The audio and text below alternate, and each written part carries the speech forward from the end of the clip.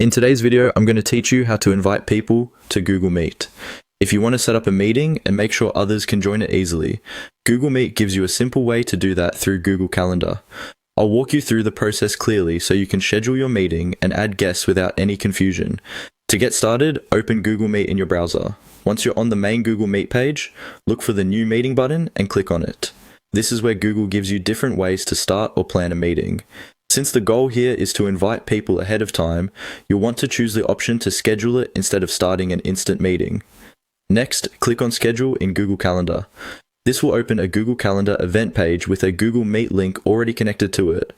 That's helpful because it means anyone you invite through the calendar event will have direct access to the meeting link, along with the event date and time in one place. It also makes the meeting feel more organized, especially if you're planning something for later, rather than meeting right away. Once the calendar event opens, find the Add Guests section.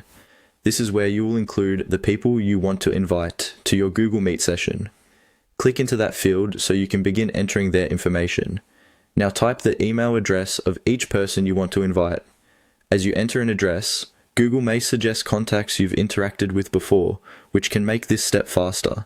If you're inviting multiple people, you can add them one by one in the same guest area.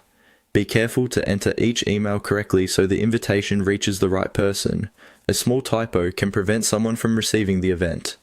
After adding your guests, Google Calendar will handle the invitation process through the event itself. The guests you entered will be included in the meeting invitation and will be able to access the Google Meet link from the calendar invite they receive.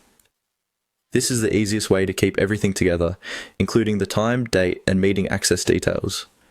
A good tip here is to quickly review the guest list before finishing up, just to make sure everyone you intended to invite has been added.